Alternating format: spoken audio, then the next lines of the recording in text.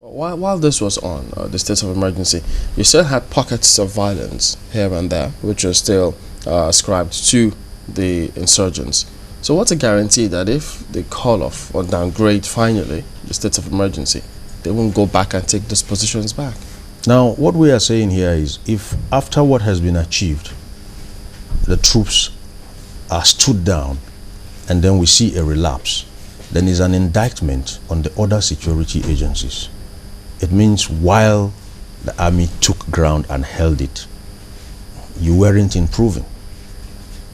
You see, having a state of emergency, as we do in those three states, it's not an isolated situation in itself.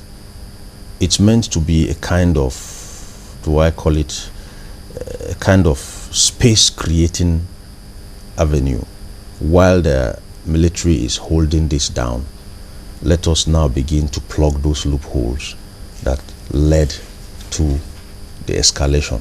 So one will expect that while the state of emergency subsists, the other security agencies are expected to increase both in terms of the operational capacity and logistics? Exactly. We should be seeing a situation where information that is gleaned off the situation from the military is shared. And once it is shared, people are going to pick those relevant aspects of this information that concern them and work on it. You know, I asked you earlier how, declaring a state of emergency could affect a civilian populace. I didn't ask you how it's going to affect the government of that particular state. I mean, time was when we'll see that a state of emergency is declared and the governor automatically is out of power, as it were, because a soldier is put in there to run the affairs of the state. But these days we've been told that that was wrong, and the governor still remains the governor. But do you think that declaring a state of emergency in any way affects the powers of a governor? Subtly they do.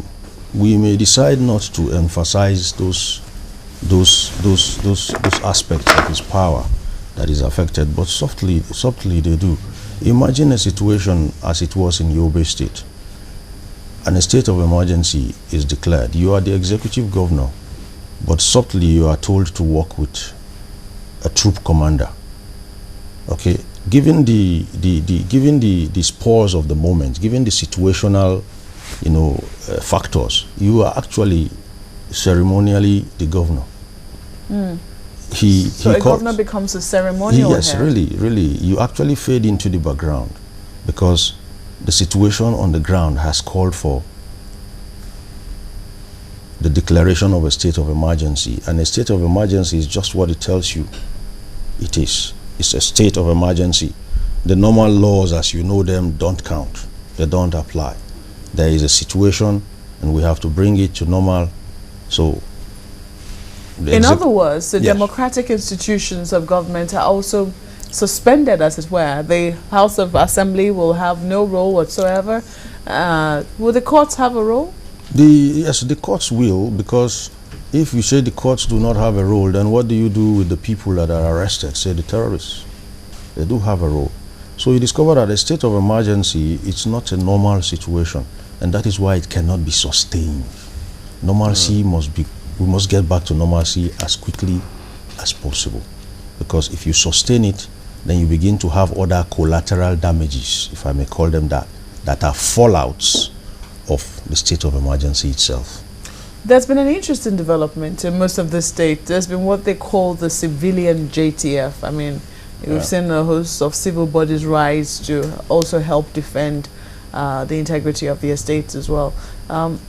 What role do you see them playing as this state of emergency is being extended, maybe towards coming to an end? The civilian, that is the civilian JTF, as they are called, are actually what you can call volunteers. They are people who have chosen it, taken it upon themselves to come out and support the drive towards eliminating that threat to their collective safety. And initially when they started, I had cause for concern. And I was like, now that they're doing this, they're getting support, beyond this, where do they fit into?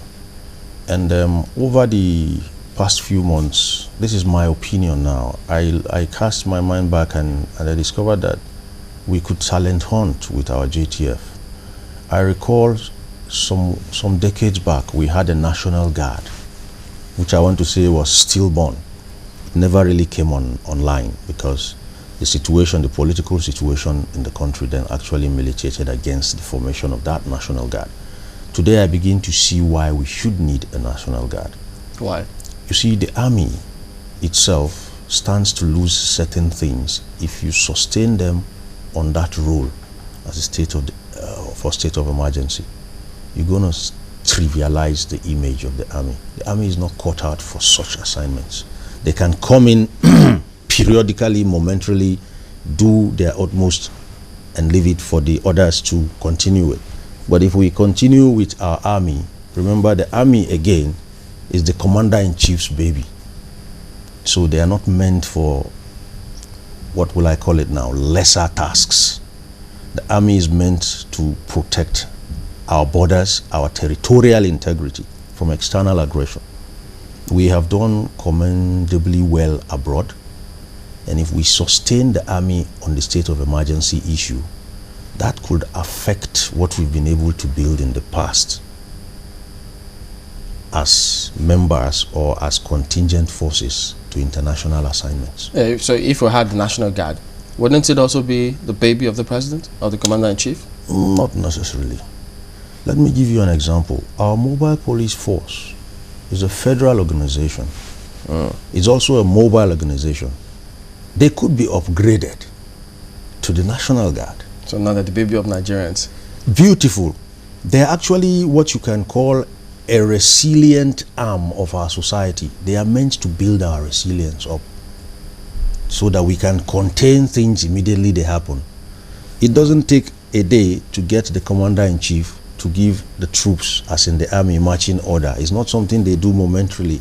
It takes time, within which matters could have deteriorated to what we saw before the state of emergency was. Okay? The police, as we know them, and the MPF, the mobile force, may not have the capacity to do the job the army is doing now. And the army itself is like over capacity to do the job. So one is undersized, the other one is oversized. We are using a sledgehammer to like handle a fly, fine. So in between, we're going to be seeing a National Guard. A National Guard could be a compendium of all these uniformed people I see on the road that have duplication of. Yeah, I was just wondering. roles. I said the NICDC Good. they were founded for a particular reason, and I think they came up after the Nigerian Civil War. Yeah, civil defense, as the name implies, will not actually go into what we call, you know, playgrounds like anti or counter-terrorism. But a National Guard is just like a reserve of the army. But they are not soldiers. They are not the army per se. They are not the national army per se. Okay? If you go into history and read about National Guards in other countries and how they were formed, they were actually formed to build a buffer, a kind of resilience level. So all these people can actually come and work together under one umbrella rather than face different directions and have their own predefined roles. You know, National Guards could be Army National Guard, land, could be have the Air National Guard. They are all meant to actually take that military presence out of our emergency situations. Because, as I told you, literally civil and military are like opposite. And there is no way you can bring two opposites together to work and have normalcy. So we really need to look at that.